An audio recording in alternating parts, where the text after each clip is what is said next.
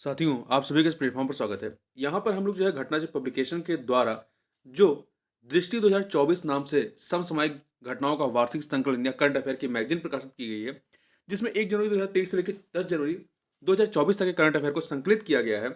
और यह आपके आगामी सभी परीक्षाओं, चाहे वो आरओ या आरओ की परीक्षा हो, चाहे पुलिस भर्ती हो या यूपीपीसीएस की परीक्षा हो, उन सभी परीक्षाओं के लिए काफ़ी महत्वपूर्ण है।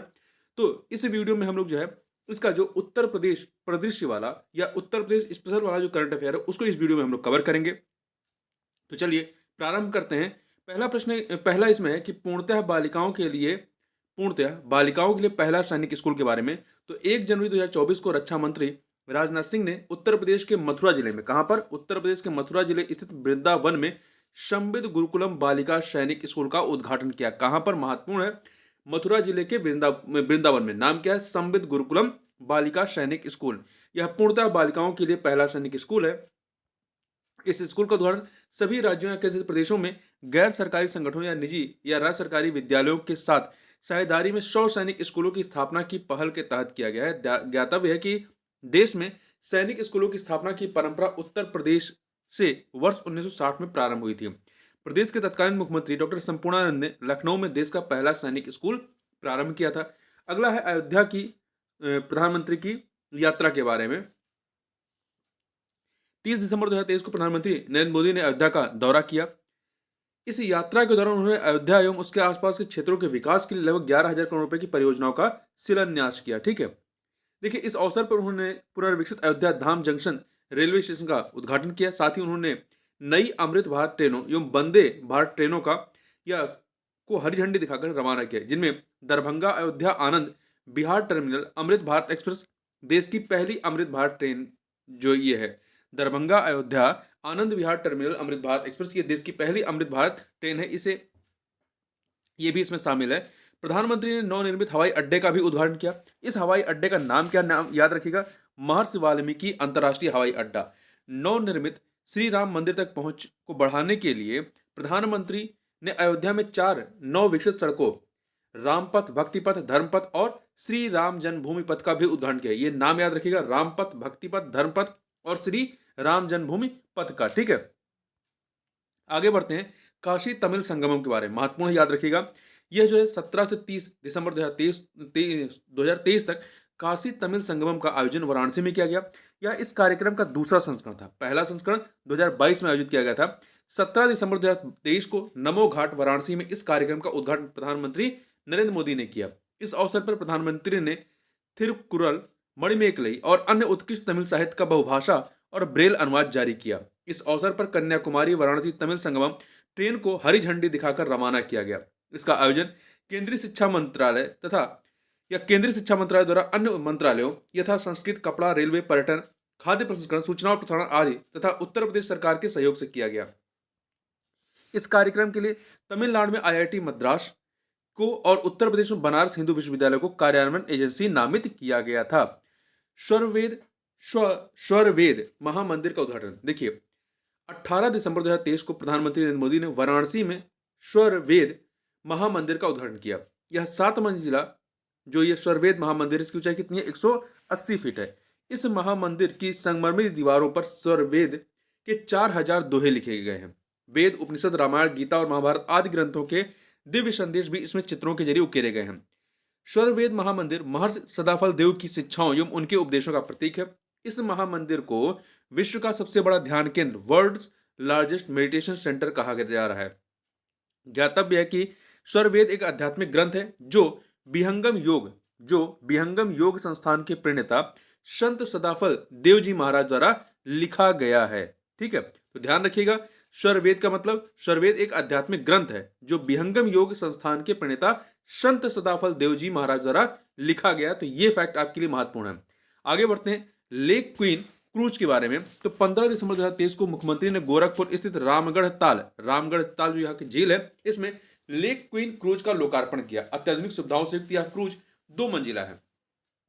ज्ञातव्य है कि उत्तर प्रदेश में इनलैंड वाटर वे अथॉरिटी अंतर्देशीय जलमार्ग प्राधिकरण के गठन के माध्यम से राप्ती, सरयू, यमुना तथा गंगा नदी में क्रूज सेवा को बढ़ावा दिया जा रहा है। अगला है 42वां रामायण मेला। तो 42वां रामायण मेले का शुभारंभ जो है 14 दिसंबर 2023 को किया गया। इस मेले का समापन 19 दिसंबर 2023 को हुआ। उत्तर प्रदेश सरकार और रामायण मेला समिति के सहयोग से प्रतिवर्ष इस मेले का आयोजन किया जाता है। अयोध्या में रामायण मेला की शुरुआत वर्ष 1982 में तत्कालीन मुख्यमंत्री श्रीपति मिश्र ने की थी। ठीक है, अयोध्या में। तो ये रामायण मेला कहाँ प्रारंभ हुआ? अयोध्या में। तो ध्यान रखिएगा, रामायण मेला कहाँ पर? अयोध्या में। आगे बढ़ते हैं रामायण क्रूज सेवा के बारे में। केंद्रीय मंत्री डॉक्टर मनसुख मांडविया ने अयोध्या में शीघ्र ही शुरू की जाने वाली रामायण क्रूज सेवा के कार्यान्वयन के लिए आयोजित समीक्षा बैठक की अध्यक्षता की। यह उत्तर प्रदेश के अयोध्या में सरयू नदी पर पहली लग्जरी क्रूज सेवा होगी। ठीक है, उत्तर प्रदेश अंतर्देशीय जलमार्ग प्राधिकरण के बारे में बात करें तो नवंबर 2023 में उत्तर प्रदेश विधानसभा द्वारा उत्तर प्रदेश अंतर्देशीय जलमार्ग प्राधिकरण विधेयक 2023 को पारित कर दिया गया। इसका उद्देश्य उत्तर प्रदेश अंतर्देशीय जलमार्ग प्राधिकरण का गठन करना है। इस प्राधिकरण के अध्ययन के रूप में मुख्यमंत्री या तो परिवहन मंत्री को नामित करेंगे या अध्ययन के नहीं, इस प्राधिकरण के अध्यक्ष के रूप में, ठीक है, यहाँ अध्ययन गलत लिखा है, अध्यक्ष के रूप में मुख्यमंत्री या तो परिवहन मंत्री को नामित करेंगे या अंतर्देशीय जलमार्ग पोत परिवहन एवं नेविगेशन पत्तन एवं समुद्री मामलों से संबंधित विशेष विषयों में विशेषज्ञता रखने वाले व्यक्तियों में से किसी एक को नियुक्त करेंगे। ज्ञातव्य है कि उत्तर प्रदेश में गंगा, यमुना और अन्य प्रमुख नदियों में कुल 11 राष्ट्रीय जलमार्ग स्थित हैं। अगला है पहला दूरसंचार उत्कृष्टता केंद्र के बारे में। तो उत्तर प्रदेश के सहारनपुर में, कहां पर? उत्तर प्रदेश के सहारनपुर किसके लिए प्रसिद्ध है? कागज उद्योग के लिए। तो उत्तर प्रदेश के सहारनपुर में दूरसंचार उत्कृष्टता केंद्र टेलीकॉम सेंटर ऑफ एक्सीलेंस की स्थापना की जाएगी। तो महत्वपूर्ण है कि पहला दूरसंचार उत्कृष्टता केंद्र उत्तर प्रदेश में कहां स्थापित किया जाएगा? तो सहारनपुर में। यह देश का पहला ऐसा केंद्र होगा। यह केंद्र सहारनपुर स्थित IIT रुड़की के परिसर में स्थापित किया जाएगा। यह केंद्र 5G को कृत्रिम बुद्धिमत्ता से संबद्ध करने और 6G को लॉन्च करने पर शोध संचालित करेगा। आगे बढ़ते हैं, अगला है GI टैग के संदर्भ में उत्तर प्रदेश का दूसरा स्थान है। देखिए, हाल ही में उत्तर प्रदेश के 4 और उत्पादों को GI टैग प्रदान किया गया। ये 4 उत्पाद कौन से? महत्वपूर्ण है, याद रखिएगा। तो देखिए, बागपत होम फर्निशिंग, अमरोहा ढोलक, कालिपी का हस्त निर्मित कागज और बाराबंकी हैंडलूम। क्या क्या है? बागपत होम फर्निशिंग, अमरोहा ढोलक, कालपी का हस्त निर्मित कागज और बाराबंकी हैंडलूम। इसी के साथ उत्तर प्रदेश सर्वाधिक GI टैग प्राप्त करने के संदर्भ में दूसरे स्थान पर आ गया। ध्यातव्य है कि तमिलनाडु GI टैग प्राप्त करने के संदर्भ में शीर्ष स्थान पर है। सबसे अधिक GI टैग किस राज्य में है? तो तमिलनाडु में। दूसरे नंबर पर उत्तर प्रदेश है। थोड़ा सा और बात करें, देखिए, बागपत होम फर्निशिंग, ये बागपत जनपद होम फर्निशिंग कामों के लिए पूरे देश में विख्यात है। चादरें, गद्दे, तौलिए, तकिए आदि उत्पाद यहाँ पर तैयार किए जाते हैं। अमरोहा ढोलकों एवं अन्य बीटिंग वाद्य यंत्रों के निर्माण के लिए प्रसिद्ध है। इन यंत्रों के खोखले बॉक्स के निर्माण के लिए आम व शीशम की लकड़ी का उपयोग किया जाता है, जिन्हें बाद में पशुओं के चमड़े से मढ़ा जाता है। कालपी का हस्त निर्मित कागज, तो अपशिष्ट कागज एवं कपड़े से हस्त निर्मित कागज बनाना कालपी की प्रमुख शिल्प कला है। बाराबंकी हैंडलूम, बाराबंकी जनपद हैंडलूम के जरिए कपड़ा बनाने के लिए विख्यात है। तो 4 चीजें जोड़ी गई हैं, बागपत होम फर्निशिंग, अमरोहा ढोलक, कालपी का हस्त निर्मित कागज और बाराबंकी हैंडलूम। यहाँ पे थोड़ा सा बात करते हैं कांगड़ा चाय के बारे में, जिसे GI टैग दिया गया है। अप्रैल 2023 में यूरोपीय आयोग द्वारा पहले GI टैग दिया जा चुका है। ठीक है, देखिए, अप्रैल 2023 में यूरोपीय आयोग द्वारा भारत की अनूठी कांगड़ा चाय के लिए संरक्षित भौगोलिक संकेतक प्रदान किया गया। किसके द्वारा? आपका यूरोपीय आयोग के द्वारा। उल्लेखनीय है कि मार्च 2023 में यूरोपीय आयोग द्वारा इस चाय के लिए संरक्षित भौगोलिक संकेतक प्रदान करने की अधिसूचना जारी की गई थी, जो 11 अप्रैल 2023 से प्रभावी है। कांगड़ा चाय, जो कि हिमाचल प्रदेश की है, को वर्ष 2005 में भारतीय GI टैग प्रदान किया गया था। आगे बढ़ते हैं, अयोध्या के बारे में बात करें तो उत्तर प्रदेश के इस जिले में राम की पैड़ी के विभिन्न घाटों पर दीपोत्सव 2023 के अवसर पर 22,23,000 द्वीप प्रज्वलित कर Guinness book of world record में एक नया कीर्तिमान स्थापित किया गया है। 11 नवंबर 2023 को इस जिले में दीपावली के अवसर पर इस जिले में भारतीय मंदिर वास्तुकला संग्रहालय की स्थापना की जाएगी। अयोध्या शोध संस्थान, जो कि वर्ष 1986 में स्थापित हुआ था, को विस्तार देते हुए अंतर्राष्ट्रीय अयोध्या रामायण एवं वैदिक शोध संस्थान के रूप में विकसित करने का निर्णय लिया गया है। मंत्रिमंडल द्वारा उत्तर प्रदेश श्री अयोध्या जी तीर्थ विकास परिषद के गठन का प्रस्ताव भी पारित किया गया है। सौम्या माथुर के बारे में बात करें तो 1 नवंबर 2023 को सौम्या माथुर ने पूर्वोत्तर रेलवे के महाप्रबंधक के पदभार के रूप में पदभार ग्रहण किया। वे पूर्वोत्तर रेलवे की पहली महिला प्रबंधक हैं। क्या नाम है? सौम्या माथुर। उल्लेखनीय है कि पूर्वोत्तर रेलवे जोन का मुख्यालय कहां पे है? गोरखपुर में। पूर्वोत्तर रेलवे जोन का मुख्यालय गोरखपुर में। आगे बढ़ते हैं प्रदेश में जनजातीय संग्रहालय के बारे में। तो 31 अक्टूबर 2023 को प्रदेश सरकार द्वारा प्रदत्त स्वीकृति के अनुसार उत्तर प्रदेश के मिर्जापुर, सोनभद्र और महाराजगंज, 3 जिले हैं, मिर्जापुर, सोनभद्र और महाराजगंज जिले में जनजातीय संग्रहालय, ट्राइबल म्यूजियम की स्थापना की जाएगी। कहाँ कहाँ पे? मिर्जापुर, सोनभद्र और महाराजगंज में। मिर्जापुर के अंतरायल अतरायल पांडेग्राम, सोनभद्र के ग्राम मरकुंडी और महाराजगंज के कुशेरवा ग्राम में यह संग्रहालय स्थापित किया जाएगा। 3 नए राज्य विश्वविद्यालय के बारे में बात करें तो 31 अक्टूबर 2023 को उत्तर प्रदेश सरकार ने उत्तर प्रदेश राज्य विश्वविद्यालय अधिनियम 1973 में संशोधन किए जाने की अनुमति प्रदान की है। प्रस्तावित संशोधन के माध्यम से राज्य में 3 नए विश्वविद्यालयों की स्थापना की जाएगी। इनका नाम क्या है? गोंडा में मां पाटेश्वरी देवी राज्य विश्वविद्यालय, मिर्जापुर में मां विंध्यवासिनी राज्य विश्वविद्यालय तथा मुरादाबाद में उत्तर प्रदेश राज्य विश्वविद्यालय स्थापित किया जाएगा। ध्यान रखिए तीनों के नाम। गोंडा में मां पाटेश्वरी देवी राज्य विश्वविद्यालय, मिर्जापुर में मां विंध्यवासिनी राज्य विश्वविद्यालय तथा मुरादाबाद में उत्तर प्रदेश राज्य विश्वविद्यालय स्थापित किया जाएगा। इसके अतिरिक्त उत्तर प्रदेश निजी विश्वविद्यालय अधिनियम 2019 में संशोधन किए जाने को भी स्वीकृति प्रदान की गई है। इस संशोधन के माध्यम से मथुरा में SKS अंतरराष्ट्रीय विश्वविद्यालय स्थापित किया जाएगा। देखिए 4 नए निजी विश्वविद्यालय के बारे में बात की गई। 10 नवंबर 2023 को मुख्य सचिव दुर्गा शंकर मिश्र की अध्यक्षता में गठित एक उच्च स्तरीय समिति ने प्रदेश में 4 नए निजी विश्वविद्यालयों की स्थापना को मंजूरी दी है। 4 नए निजी विश्वविद्यालय कौन से? केडी विश्वविद्यालय मथुरा, गांधी विश्वविद्यालय झांसी, अजय कुमार गर्ग विश्वविद्यालय गाजियाबाद और चंडीगढ़ विश्वविद्यालय उन्नाव। लखनऊ के बारे में बात करें तो उत्तर प्रदेश के मुख्यमंत्री योगी आदित्यनाथ द्वारा राज्य के इस राजधानी शहर में नौसेना शौर्य संग्रहालय निर्माण कार्य परियोजना का भूमि पूजन और शिलान्यास 21 अक्टूबर 2023 को किया गया। नौसेना शौर्य संग्रहालय निर्माण कार्य परियोजना को, यह संग्रहालय आदि गंगा गोमती नदी के तट पर बनाया जा रहा है। आदि गंगा गोमती नदी के तट पर INS गोमती इस संग्रहालय का हिस्सा होगा। INS गोमती, ठीक है। केंद्रीय मंत्री गिरिराज सिंह द्वारा उत्तर प्रदेश के इस राजधानी शहर में अमृत महोत्सव के तहत 50,000 ग्राम पंचायतों में डिजिटल लेन देन को बढ़ावा देने हेतु समर्थ अभियान की शुरुआत की। आगे बढ़ते हैं, गोरखपुर के बारे में बात करते हैं। मुख्यमंत्री योगी आदित्यनाथ द्वारा इस जिले में प्रस्तावित पशु चिकित्सा विज्ञान महाविद्यालय के निर्माण के संबंध में विस्तृत परियोजना रिपोर्ट का अवलोकन हुआ। किसके द्वारा? मुख्यमंत्री के द्वारा, ठीक है। पशु चिकित्सा विज्ञान महाविद्यालय, तो देखिए यह जो है गोरखपुर में कहां बनाया जा रहा है? तो पशु चिकित्सा विज्ञान महाविद्यालय आपका गोरखपुर में। यह पशु चिकित्सा विज्ञान महाविद्यालय मथुरा के पंडित दीनदयाल उपाध्याय पशु चिकित्सा विज्ञान विश्वविद्यालय में गौ अनुसंधान संस्थान से संबद्ध होगा। यह महाविद्यालय पूर्वी उत्तर प्रदेश, पश्चिमी बिहार और पड़ोसी देश नेपाल के पशुपालकों के लिए सर्वथा उपयोगी होगा। आगे बात करते हैं कौशाम्बी के बारे में। तो उत्तर प्रदेश के इस जिले में भगवान बुद्ध की 51 फीट ऊंची प्रतिमा स्थापित की जाएगी। कहां पर? आपका कौशाम्बी में 51 फीट। मिशन महिला सारथी, तो उत्तर प्रदेश के मुख्यमंत्री योगी आदित्यनाथ द्वारा अयोध्या जिले में इस मिशन का शुभारंभ किया। किस मिशन का? मिशन महिला सारथी का। कहां से? अयोध्या जिले से। ध्यान रखिएगा कहां प्रारंभ किया गया? अयोध्या जिले, ये महत्वपूर्ण है। मुख्यमंत्री ने 51 साधारण BS 6 बसों को हरी झंडी दिखाकर रवाना किया और इस मिशन के प्रतीक का अनावरण किया। मिशन शक्ति के चौथे चरण के अंतर्गत शुरू किए गए इस मिशन के तहत उत्तर प्रदेश राज्य सड़क परिवहन निगम की बसों में चालक और परिचालक क्या होंगे? चालक और परिचालक दोनों ही महिलाएं होंगी। मिशन महिला सारथी। आगे बात करते हैं आनंदा डेयरी अमेरिया पजोरा और BH एम्ब्रियोस के मध्य समझौता।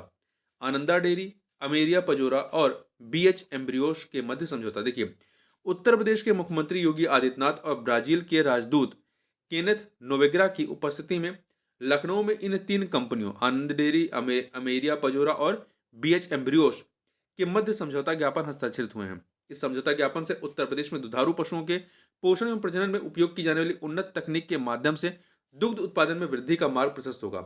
अमेरिया पजोरा की और BH एम्ब्रियोस ब्राजील की 2 बड़ी कंपनियां हैं। अगला है हर बच्चे के लिए हर अधिकार अभियान। उत्तर प्रदेश में छात्रों के लिए समान अवसर सुनिश्चित करने हेतु पावर एंजल और बाल संवाद के नेतृत्व में इस अभियान की शुरुआत की गई 18 नवंबर 2023 को। इस अभियान का विषय क्या था? लैंगिक समानता और देखभाल और समर्थन पर केंद्रित है। अगला है पहला सोलर एक्सप्रेसवे। बुंदेलखंड एक्सप्रेसवे को उत्तर प्रदेश के पहले सोलर एक्सप्रेसवे के रूप में विकसित किया जाएगा, यानी कि किसको? बुंदेलखंड एक्सप्रेसवे को। ठीक है, आगे बढ़ते हैं। देखिए, इस एक्सप्रेसवे पे सार्वजनिक निजी भागीदारी पीपीपी मॉडल के तहत सरकार सोलर प्लांट्स की स्थापना करेगी, जिसके माध्यम से 550 मेगावाट सौर विद्युत उत्पादन का लक्ष्य निर्धारित किया गया है। आगे बात करते हैं बरेली के बारे में। तो देखिए, परिषदीय विद्यालयों में स्मार्ट कक्षाओं के संचालन में यह उत्तर प्रदेश का पहला जिला बना है। परिषदीय विश्वविद्यालयों में स्मार्ट कक्षाओं के संचालन में यह उत्तर प्रदेश का पहला जिला बना है। क्या? बरेली। उत्तर प्रदेश के इस शहर में नॉर्थ कॉरिडोर विकसित किया जाएगा। नॉर्थ कॉरिडोर विकसित किया जाएगा। इसका निर्माण वाराणसी के काशी विश्वनाथ कॉरिडोर और अयोध्या के राम जन्म भूमि की तर्ज पर होगा। यह कॉरिडोर अलखनाथ मंदिर, मणिनाथ, तपेश्वरनाथ, धोपेश्वरनाथ, पशुपतिनाथ और वनखंडी नाथ मंदिरों को जोड़कर बनाया जाएगा। आगे बात करते हैं उन्नाव के बारे में। तो उत्तर प्रदेश के इस जिले में मुख्यमंत्री योगी आदित्यनाथ द्वारा महान स्वतंत्रता संग्राम सेनानी राजा राव राम बख्श सिंह की अश्वारोही प्रतिमा का अनावरण किया गया। उत्तर प्रदेश के इस जिले में मुख्यमंत्री योगी आदित्यनाथ द्वारा महान स्वतंत्रता संग्राम सेनानी राजा रामराव बख्श सिंह की अश्वारोही प्रतिमा का अनावरण किया गया। ठीक है, उन्नाव में, ध्यान रखिएगा। आगे बात करते हैं भदोही की। तो मुख्यमंत्री योगी आदित्यनाथ द्वारा उत्तर प्रदेश के इस कालीन शहर में 4 दिवसीय 45वें अंतर्राष्ट्रीय कालीन मेले का शुभारंभ किया। कहां पर किया गया? भदोही में किया गया। किसके द्वारा? मुख्यमंत्री योगी आदित्यनाथ जी के द्वारा। यह कारपेट एक्सपो मार्ट कालीन निर्यात संवर्धन परिषद एवं भदोही जिला प्रशासन द्वारा 8 से 11 अक्टूबर 2023 के मध्य आयोजित किया गया। मुख्यमंत्री ने कारपेट बेल्ट में निर्मित कालीनों की विशिष्ट पहचान के लिए ब्रांड कालीन का लोकार्पण किया। गाजियाबाद, उत्तर प्रदेश के इस शहर में स्थित हिंडन वायु सेना स्टेशन में अपनी तरह की पहली ड्रोन प्रदर्शनी सह प्रदर्शन भारत ड्रोन शक्ति 2023 आयोजित की। कहां पर? गाजियाबाद के हिंडन वायु सेना स्टेशन पर। इसका आयोजन भारतीय वायुसेना और ड्रोन फेडरेशन ऑफ इंडिया द्वारा संयुक्त रूप से किया गया। इस प्रदर्शनी के उद्घाटन के बाद पहले C-295 MW परिवहन विमान को भारतीय वायुसेना में औपचारिक रूप से शामिल किया गया। यह विमान HS-748 एरो विमान की जगह लेगा। केंद्रीय मंत्री डॉक्टर मनसुख मांडविया द्वारा उत्तर प्रदेश के इस शहर में, कहां पर? गाजियाबाद में भारतीय खाद्य सुरक्षा और मानक प्राधिकरण के लिए राष्ट्रीय प्रशिक्षण केंद्र का उद्घाटन भी किया। आगे बात करते हैं वाराणसी की। तो प्रधानमंत्री नरेंद्र मोदी द्वारा अपने संसदीय निर्वाचन क्षेत्र में 1115 करोड़ रुपए की लागत से बने 16 अटल आवासीय विश्वविद्यालयों का लोकार्पण किया गया। कहां पर? बनारस में किया गया। प्रधानमंत्री ने गंजारी राजा तालाब में लगभग 450 करोड़ रुपए की लागत से 30 एकड़ से अधिक क्षेत्र में बनने वाले अंतर्राष्ट्रीय क्रिकेट स्टेडियम का शिलान्यास किया। ठीक है, 30,000 दर्शकों की क्षमता वाला यह अंतर्राष्ट्रीय क्रिकेट स्टेडियम देश का पहला स्टेडियम होगा जिसके भवन व डिजाइन में भगवान शिव और काशी की नगरी की झलक देखने को मिलेगी। उत्तर प्रदेश इस शहर में अर्थात बनारस में तेलुगु भाषी लोगों का प्रसिद्ध पुष्करालू उत्सव आयोजित किया गया। ठीक है, 22 अप्रैल से 3 मई 2023 के मध्य। ध्यान रखिएगा, पुष्करालू उत्सव कहाँ आयोजित किया गया? तो महत्वपूर्ण है, बनारस में। ठीक है, इस उत्सव को गंगा पुष्करम के नाम से भी जाना जाता है, जो भारत की 12 पवित्र नदियों की पूजा करने हेतु समर्पित है। वंदन योजना के बारे में बात करें तो उत्तर प्रदेश मंत्रिमंडल द्वारा जो है प्रदेश में सांस्कृतिक, पौराणिक, धार्मिक एवं ऐतिहासिक महत्व के स्थलों पर अवस्थापना तथा अन्य सुविधाओं के विकास हेतु वर्तमान वित्तीय वर्ष 2023-24 में प्रारंभ की जा रही इस योजना हेतु विस्तृत दिशा निर्देश निर्गत किए जाने से संबंधित प्रस्ताव अनुमोदित किए गए। वंदन योजना 10 अक्टूबर 2023 को। विजयपुर औरैया फूलपुर पाइपलाइन परियोजना प्रधानमंत्री नरेंद्र मोदी द्वारा इस परियोजना का लोकार्पण 5 अक्टूबर 2023 को किया गया। विजयपुर औरैया फूलपुर पाइपलाइन, इस परियोजना के तहत 352 किलोमीटर लंबी पाइपलाइन का निर्माण 1750 करोड़ रुपए से अधिक की लागत पर किया जाएगा। Robotic process automation RPA lab के बारे में इलेक्ट्रॉनिक एवं सूचना प्रौद्योगिकी मंत्रालय के सचिव एस कृष्णन द्वारा नाइलिट गोरखपुर में इस लैब का उद्घाटन किया गया। कहां पर? गोरखपुर में। इस लैब का निर्माण इलेक्ट्रॉनिकी एवं सूचना प्रौद्योगिकी मंत्रालय द्वारा वित्त पोषित फ्यूचर स्किल प्राइम परियोजना के अंतर्गत किया गया है। इस परियोजना के अंतर्गत उत्तर प्रदेश में अपनी तरह की पहली लैब या प्रयोगशाला है। अत्याधुनिक क्वांटम प्रौद्योगिकी समर्थित हरित हाइड्रोजन उत्पादन के बारे में तो देखिए, वाराणसी विश्वविद्यालय में इसका उद्घाटन हुआ। वाराणसी विश्वविद्यालय में इसका उद्घाटन हुआ। किसका? अत्याधुनिक क्वांटम प्रौद्योगिकी समर्थित हरित हाइड्रोजन उत्पादन का। यह प्रौद्योगिकी बनारस हिंदू विश्वविद्यालय की ग्रीन केपलरेट टीम द्वारा विकसित की गई है। आगरा के बारे में बात करें तो उत्तर प्रदेश मंत्रिमंडल द्वारा आगरा शहर में अंतर्राष्ट्रीय आलू अनुसंधान केंद्र की शाखा खोले जाने के प्रस्ताव को मंजूरी दी है। कहां पर? आगरा में खोला जाएगा अंतर्राष्ट्रीय आलू अनुसंधान केंद्र की शाखा। तो महत्वपूर्ण है, याद रखिएगा। प्रयागराज उत्तर प्रदेश के इस शहर में वायुसेना दिवस परेड और वायु प्रदर्शन फ्लाई पास्ट का आयोजन 8 अक्टूबर 2023 को किया गया। ठीक है। नंदनी कृषक समृद्धि योजना उत्तर प्रदेश सरकार द्वारा राज्य में मवेशियों की नस्ल में सुधार और दुग्ध उत्पादन बढ़ाने हेतु नंद बाबा मिशन के हिस्से के रूप में नंदनी कृषक समृद्धि योजना की शुरुआत की गई है। योजना के पहले चरण में सरकार 25 दुधारू गायों की 35 इकाइयां स्थापित करने वाले लाभार्थियों को 25 दुधारू गायों की 35 इकाइयां स्थापित करने वाले लाभार्थियों को सब्सिडी प्रदान करेगी। सब्सिडी 3 चरणों गायों की खरीद पर, उनके संरक्षण के लिए, उनके रख रखाव के लिए प्रदान की जाएगी। प्रारंभिक चरण में यह योजना प्रदेश के 10 मंडलों मुख्यालयों अयोध्या, गोरखपुर, वाराणसी, प्रयागराज, लखनऊ, कानपुर, झांसी, मेरठ, आगरा और बरेली में लागू की जाएगी। आकांक्षी नगर योजना देखिए, उत्तर प्रदेश मंत्रिमंडल द्वारा वित्तीय वर्ष 2023-24 में प्रारंभ इस योजना के क्रियान्वयन हेतु तैयार की गई दिशा निर्देशों को स्वीकृति प्रदान की गई। आकांक्षी नगर योजना, इसका उद्देश्य क्या है? वर्तमान में संचालित सरकारी योजनाओं को नियोजित शहरी विकास हेतु अच्छे ढंग से लागू करते हुए त्वरित प्रगति एवं सतत विकास की प्राप्ति करना है। अंतर्राष्ट्रीय मंदिर कन्वेंशन एवं एक्सपो 2023 के बारे में उत्तर प्रदेश के वाराणसी में इसको आयोजित किया गया। अंतर्राष्ट्रीय मंदिर कन्वेंशन एक्सपो 2023 को उत्तर प्रदेश शिक्षा सेवा चयन आयोग विधेयक 2023 उत्तर प्रदेश मंत्रिमंडल द्वारा इस विधेयक का प्रारूप अनुमोदित किया गया 1 अगस्त 2023 को। इस विधेयक में उत्तर प्रदेश शिक्षा सेवा चयन आयोग के गठन का प्रस्ताव है। यह आयोग एक निगमित निकाय होगा जिसका मुख्यालय कहाँ पे होगा? प्रयागराज में होगा। यह आयोग उच्च शिक्षा विभाग, माध्यमिक शिक्षा विभाग, बेसिक शिक्षा विभाग, अल्पसंख्यक कल्याण एवं वक्फ विभाग, व्यावसायिक शिक्षा विभाग तथा श्रम विभाग के शिक्षकों के चयन का कार्य नियमित, त्वरित, पारदर्शी एवं समय से करेगा। गांडीव 5 क्या है? ध्यान रखिए, पुलिस मुख्यालय लखनऊ में यह संयुक्त अभ्यास आयोजित हुआ। गांडीव 5 इसका आयोजन राष्ट्रीय सुरक्षा गार्ड और एनएसजी और उत्तर प्रदेश पुलिस द्वारा आतंकी घटनाओं से सफलतापूर्वक निपटने हेतु किया गया। गांडीव 5 का व्यापारी कल्याण दिवस की बात करें तो उत्तर प्रदेश सरकार द्वारा 29 जून को यह दिवस मनाने की घोषणा की है। व्यापारी कल्याण दिवस। नोएडा उत्तर प्रदेश के मुख्यमंत्री योगी आदित्यनाथ द्वारा भारत के पहले वैदिक थीम वाले पार्क बेदवन पार्क का उदाहरण कहां पे किया गया? नोएडा में किया गया। ठीक है, आगे चलते हैं। अगला है गोपाल दास नीरज स्मृति सम्मान उत्तर प्रदेश भाषा संस्थान द्वारा 5 कवियों को प्रदान किए जाने की घोषणा की गई है। ठीक है, गोपाल दास नीरज स्मृति सम्मान। देखिए ये 5 लोग कौन है? पंकज प्रसून, तब गीतों ने साथ निभाया के लिए, डॉक्टर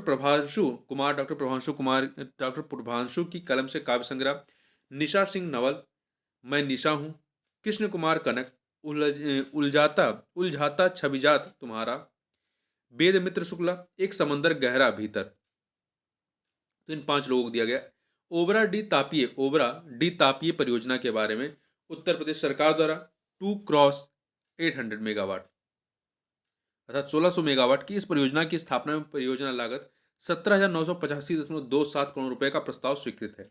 इस परियोजना की स्थापना एनटीपीसी और उत्तर प्रदेश राज्य विद्युत उत्पादन निगम लिमिटेड के 50-50 अंशधारिता के संयुक्त उद्यम मेजा ऊर्जा निगम प्राइवेट लिमिटेड द्वारा की जाएगी। मेजा ऊर्जा निगम प्राइवेट लिमिटेड द्वारा इस परियोजना के 70% अंश का वित्त पोषण वित्तीय संस्थानों से ऋण प्राप्त कर और शेष 30% अंश का वित्त पोषण एनटीपीसी और राज्य सरकार द्वारा 50-50 के अनुपात में किया जाएगा। अगला है पहला UP international trade show 2023।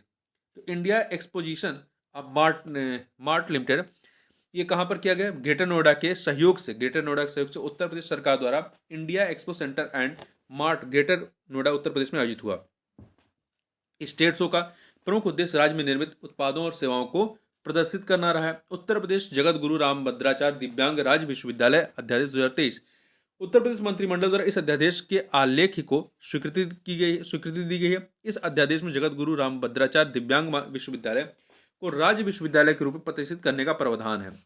Lalitpur के बारे में बात करें तो उत्तर प्रदेश सरकार द्वारा बुंदेलखंड में स्थित इस जिले में प्रदेश मतलब ललितपुर में प्रदेश के पहले फार्मा पार्क की स्थापना मंजूरी कहाँ दी गई? ललितपुर में। आजमगढ़ की बात करें तो केंद्रीय मंत्री अमित शाह द्वारा उत्तर प्रदेश के इस जिले में अर्थात आजमगढ़ में हरिहरपुर संगीत विश्वविद्यालय का शिलान्यास किया। किसका? हरिहरपुर संगीत विश्वविद्यालय कहाँ पे है? आजमगढ़ में। पद्म विभूषण पंडित छन्नूलाल मिश्र, अंबिका मिश्र और डॉक्टर मनोज कुमार मिश्र जैसे कई राष्ट्रीय और अंतर्राष्ट्रीय ख्याति प्राप्त कलाकार हरिहरपुर घराना संबंधित है। किससे? हरिहरपुर घराना से। ठीक है, आगे बढ़ते हैं।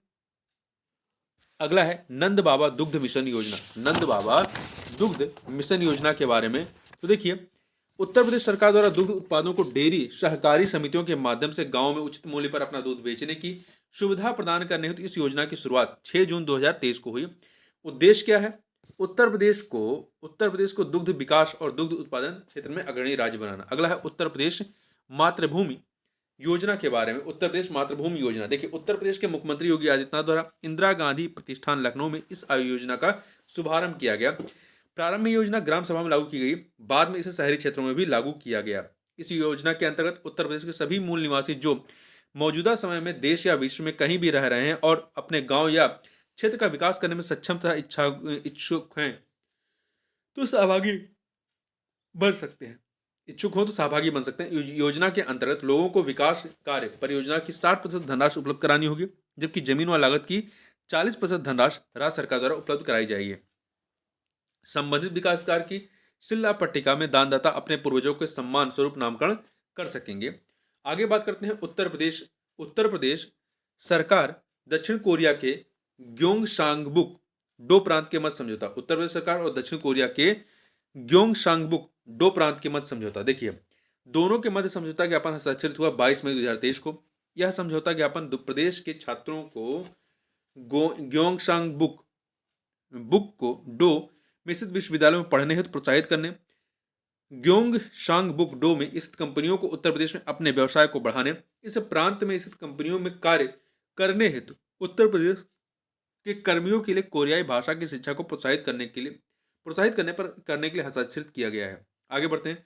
राष्ट्रीय जलवायु सम्मेलन 2023 10 अप्रैल 2023 को 2 दिवसीय राष्ट्रीय जलवायु सम्मेलन 2023 का आयोजन कहाँ पे किया गया? लखनऊ में किया गया, लखनऊ में। ठीक है।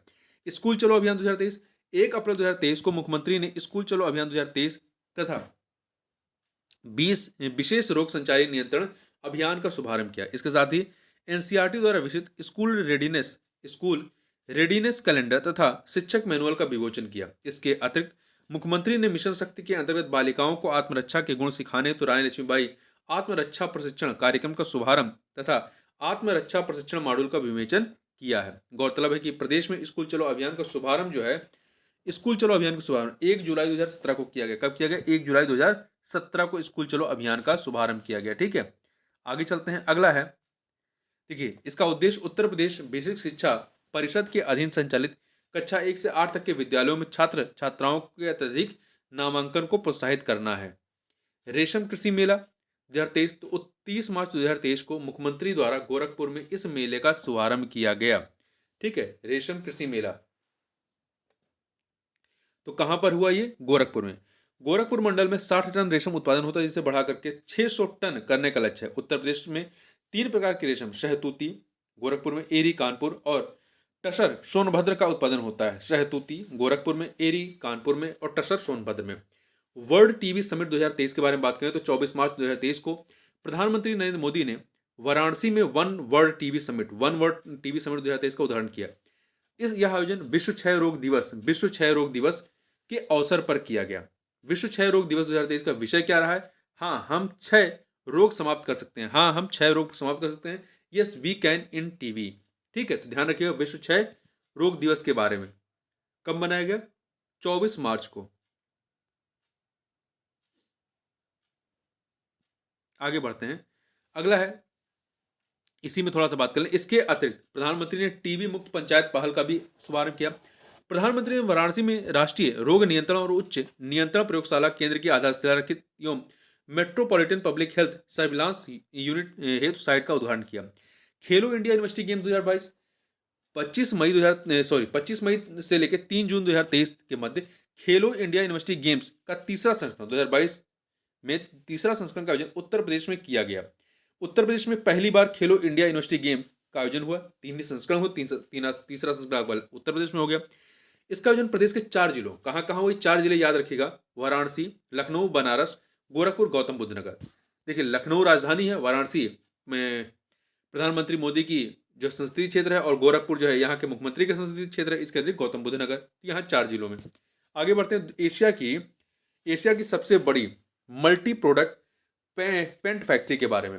5 मार्च 2023 को मुख्यमंत्री ने आभासी माध्यम से हरदोई के संडिला में एशिया की सबसे बड़ी मल्टी प्रोडक्ट पेंट्स फैक्ट्री का उद्घाटन किया। यह पेंट फैक्ट्री बर्जर समूह की, किसकी है? बर्जर समूह की है। उत्तर प्रदेश खेल नीति 2023 के बारे में मार्च 2023 में उत्तर प्रदेश मंत्रिमंडल द्वारा उत्तर प्रदेश खेल नीति 2023 को मंजूरी प्रदान की गई। इस नीति से जुड़ी रणनीतियों एवं पहलुओं के प्रभावी कार्यान्वयन हेतु एक राज्य खेल प्राधिकरण की स्थापना की जाएगी। इस नीति के अंतर्गत खिलाड़ियों को 3 श्रेणियों, ग्रास रूट स्तर के खिलाड़ी, विकासात्मक स्तर खिलाड़ी तथा उच्च स्तर खिलाड़ी के रूप में वर्गीकृत किया जाएगा। राज्य सरकार द्वारा 10 करोड़ रुपए के प्रारंभिक कोष के साथ राज्य में खेलों के लिए उत्तर प्रदेश खेल विकास कोष बनाया जाएगा। नई खेल नीति में ई स्पोर्ट्स को भी शामिल किया गया है, ई स्पोर्ट्स को भी, ठीक है। कलिंजर महोत्सव 2023 के बारे में बात करें, 17 फरवरी 2023 को मुख्यमंत्री योगी आदित्यनाथ ने बांदा जिले में, कलिंजर महोत्सव कहाँ होता है? बांदा जिले में कलिंजर महोत्सव 2023 का शुभारंभ किया। इस अवसर पर मुख्यमंत्री ने कलिंजर महोत्सव 2023 को राजकीय महोत्सव के रूप में मान्यता प्रदान करने की घोषणा की है। मुख्यमंत्री ने कलिंजर महोत्सव 2023 को राजकीय महोत्सव के रूप में मान्यता प्रदान करने की घोषणा की। अगला है इमिलिया कोडर गांव उत्तर प्रदेश के बलरामपुर जिले के थारू आबादी वाले गांव में, उत्तर प्रदेश के बलरामपुर जिले के थारू आबादी वाले गांव में राज्य का पहला आदिवासी संग्रहालय थारू जनजाति संग्रहालय बनाया गया, ठीक है। तो ध्यान रखिएगा उत्तर प्रदेश के बलरामपुर जिले में, ठीक है। कहां पर? इमिलिया कोडर गांव है, उत्तर प्रदेश के बलरामपुर में। थारू जनजाति की जीवंत और विविध संस्कृति और जीवन शैली पर केंद्रित यह संग्रहालय 5.5 एकड़ में विस्तारित है। अगला है उत्तर प्रदेश खाद्य प्रसंस्करण उद्योग नीति 2023 के बारे में। 2 फरवरी 2023 को उत्तर प्रदेश मंत्रिमंडल ने उत्तर प्रदेश खाद्य प्रसंस्करण नीति 2022 प्रख्यापित की। यह नीति अधिसूचित होने की तिथि से आगामी 5 वर्ष या नई नीति आने तक संपूर्ण प्रदेश में प्रभावी होगी। इस नीति का उद्देश्य प्रदेश में कृषि उपज के प्रसंस्करण में बढ़ोतरी करना और अन्य राज्यों और देशों में प्रसंस्कृत खाद्य पदार्थों के निर्यात को प्रोत्साहित करना है। इस नीति के तहत खाद्य प्रसंस्करण उद्योग की स्थापना के संबंध में संयंत्र, मशीनरी और तकनीकी सिविल कार्य पर किए गए व्यय का 35% पूंजीगत अनुमान या अधिकतम सीमा 5 करोड़ रुपए दिया जाएगा। सबसे लंबे समय तक मुख्यमंत्री रहने का रिकॉर्ड देखिए, फरवरी 2023 में मुख्यमंत्री योगी आदित्यनाथ के नाम उत्तर प्रदेश की बात नहीं, उत्तर प्रदेश के सबसे लंबे समय तक मुख्यमंत्री रहने का रिकॉर्ड दर्ज किया गया। योगी से पूर्व भारतीय राष्ट्रीय कांग्रेस के शासन में डॉक्टर संपूर्णानंद जो है 5 वर्ष 345 दिन तक जो है लगातार मुख्यमंत्री रहे थे। श्रेयस हरीश के बारे में बात करें, श्रेयस हरीश 10 फरवरी 2023 को प्रधानमंत्री नरेंद्र मोदी ने लखनऊ में आयोजित उत्तर प्रदेश वैश्विक शिखर निवेशक सम्मेलन 2023 के दौरान के दौरान सबसे युवा motor bike racer Shreyas Harish को सम्मानित किया, ठीक है। सबसे युवा motor bike racer Shreyas Harish को। देखिए बेंगलुरु निवासी हरीश विश्व रेस में क्वालिफाई करने वाले पहले भारतीय हैं। अगला है कलाशिनकोव AK 203 असॉल्ट राइफल, ठीक है। कलाशिनकोव AK 203 असॉल्ट राइफल के बारे में। तो जनवरी 2023 में अमेठी स्थित कोरबा आयुध फैक्ट्री में कलाशिनकोव AK 203 असॉल्ट राइफलों का उत्पादन प्रारंभ हुआ, ठीक है। भारत रूस संयुक्त उपक्रम के तहत Indo Russian rifles private limited company द्वारा इसका उत्पादन किया जा रहा है। ज्ञातव्य कि अमेठी के मुंशीगंज में असॉल्ट राइफल की यूनिट का शिलान्यास प्रधानमंत्री मोदी ने 3 मार्च 2019 को किया था। अगला है गणतंत्र दिवस 2023 में उत्तर प्रदेश की झांकी। अब तो गणतंत्र दिवस 2024 भी आ गया है। 30 जनवरी 2023 को रक्षा मंत्रालय द्वारा गणतंत्र दिवस 2023 की सर्वश्रेष्ठ झांकी एवं सर्वश्रेष्ठ मार्चिंग टुकड़ियों के परिणाम घोषित किए गए हैं। इस परिणाम में उत्तर प्रदेश की अयोध्या दीपोत्सव विषय पर आधारित झांकी को तीसरा स्थान प्राप्त हुआ 2022 में। 2023 में गणतंत्र दिवस परेड 2022 में उत्तर प्रदेश की एक जिला एक उत्पाद और काशी विश्वनाथ धाम विषय पर आधारित झांकी को पहला स्थान मिला था। आगे बात करते हैं पद्म पुरस्कार 2023 के बारे में, जो उत्तर प्रदेश से संबंधित है। देखिए, अब पद्म पुरस्कार 2024 भी आ गया है, ठीक है। थोड़ा सा पुराना भी याद रखिए, नया वाला भी जो 2024 में आया है, इसमें कुल 132 लोगों को पद्म पुरस्कार दिए गए हैं, जिसमें से 12 जो पद्म श्री हैं या पद्म पुरस्कार हैं वो आपके यूपी के लोग हैं, ठीक है। तो यहाँ पर देखिए, जो पद्म विभूषण 2023 में दिया गया था, तो मुलायम सिंह यादव को मरणोपरांत दिया गया था सार्वजनिक मामले के लिए। वहीं पद्मश्री में कौन कौन किसको दिया गया था, तो राधाचरण गुप्ता को साहित्य एवं शिक्षा के लिए, दिलशाद हुसैन को कला, अरविंद कुमार विज्ञान इंजीनियरिंग, उमाशंकर पांडे सामाजिक कार्य, मनोरंजन साहू चिकित्सा, ऋत्विक सन्याल कला, विश्वनाथ प्रसाद तिवारी साहित्य एवं शिक्षा, ठीक है। तो देखिए, कितने लोगों को दिया गया, 7 लोगों को पद्म पुरस्कार जो है उत्तर प्रदेश में 2023 में 7 लोगों को, जबकि अब की 2024 में जो है 12 लोगों को दिया गया, 12 उत्तर प्रदेश के लोगों को दिया गया। अगला है उत्तर प्रदेश मिलेट्स या कंदन पुनरुद्धार कार्यक्रम के बारे में बात करें तो देखिए, 28 जनवरी 2023 को उत्तर प्रदेश मंत्रिमंडल ने प्रदेश में मिलेट्स, ज्वार बाजरा कोदो सावा रागी महुआ आदि की खेती के प्रसंस्करण एवं उपयोग को बढ़ावा देने तो राज्य सरकार द्वारा उत्तर प्रदेश मिलेट्स कंदन पुनरुद्धार कार्यक्रम के संचालन के प्रस्ताव को मंजूरी प्रदान की। इस नवीन योजना को वर्ष 2023 से वर्ष 2027 तक संचालित किया जाएगा। 1 जनवरी 2023 से लेकर 2027 तक, 1 जनवरी 2023 से लेकर 2027 तक। इस कार्यक्रम के क्रियान्वयन हेतु 5 वर्षों की अवधि में 2023 से 2027 5 वर्ष की अवधि में अनुमानित आंकलित व्यय लगभग 186 करोड़ रुपए है, ठीक है। यह कार्यक्रम प्रदेश के सभी 75 जिलों में क्रियान्वित किया जाएगा।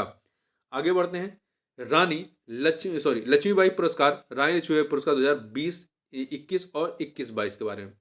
तो 24 जनवरी 2023 को उत्तर प्रदेश दिवस समारोह के अवसर पर उत्तर प्रदेश की राज्यपाल आनंदीबेन पटेल और मुख्यमंत्री योगी आदित्यनाथ ने लक्ष्मण पुरस्कार और रानी लक्ष्मीबाई पुरस्कार 2020 और 21 और 2021-22 के पुरस्कार विजेताओं की घोषणा की है। देखिए, वर्ष 2020-21 और 2021-22 के लिए कुल 12 खिलाड़ियों को लक्ष्मण पुरस्कार और रानी लक्ष्मीबाई पुरस्कार से सम्मानित किया गया, ठीक है, 2020-21 और 21-22 दोनों में, ठीक है।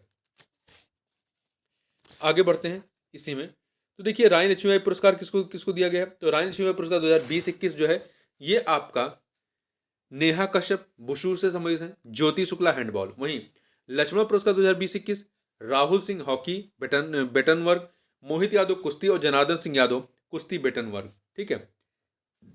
रानी लक्ष्मीबाई पुरस्कार 2021-22 तरुण शर्मा जूडो बेटन वर्ग और मनीषा भाटी बुशू। लक्ष्मण पुरस्कार 2021-22 Mohammad Arif hockey, Radheshyam Singh athletics, Suhas L Y badminton दिव्यांगजन वर्ग, दीपेंद्र सिंह निशानेबाजी दिव्यांगजन वर्ग और विवेक चिकारा पैरा तीरंदाजी।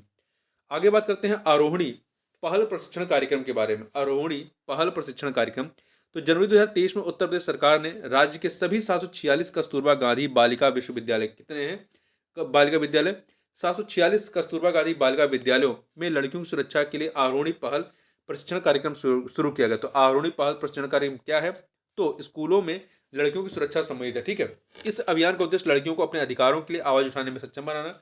आरोहणी कार्यक्रम 3 चरणों में लागू होगा। पहले चरण में शिक्षकों को प्रशिक्षण दिया जाएगा। प्रशिक्षण प्राप्त करने के पश्चात प्रत्येक कस्तूरबा गांधी स्कूल के 2 शिक्षक छात्रों को शिक्षित करेंगे, 2 शिक्षक छात्राओं को शिक्षित करेंगे। तीसरे चरण में सामुदायिक स्तर पर अभियान संचालित किया जाएगा। छठा उत्तर प्रदेश दिवस समारोह, तो 24 जनवरी 2023 को छठा मनाया गया, तो आपका 2024 में 7वां मनाया जाएगा, ठीक है, मनाया गया। 24 जनवरी 2023 को उत्तर प्रदेश की राज्यपाल आनंदीबेन पटेल और मुख्यमंत्री योगी आदित्यनाथ ने उत्तर प्रदेश राज्य के 74वें स्थापना दिवस पर छठे उत्तर प्रदेश दिवस समारोह का लखनऊ में शुभारंभ किया। ध्यान रखिएगा, तो 2023 वाला 74वां स्थापना दिवस था, जबकि 2024 में जो है आपका 75 स्थापना दिवस रहेगा, ठीक। और कहां पर होना है,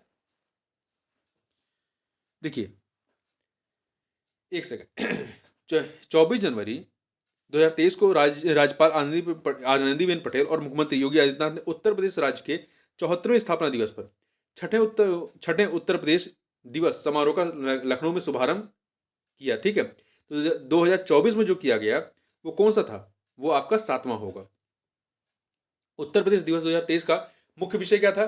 निवेश और रोजगार। क्या था? निवेश और रोजगार। पहली बार उत्तर प्रदेश दिवस का आयोजन कब किया गया? 2018 में किया गया था।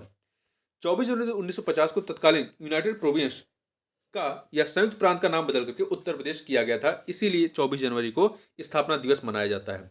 अगला है डिजिटल इंडिया अवार्ड 2022 के बारे में, प्लेटिनम।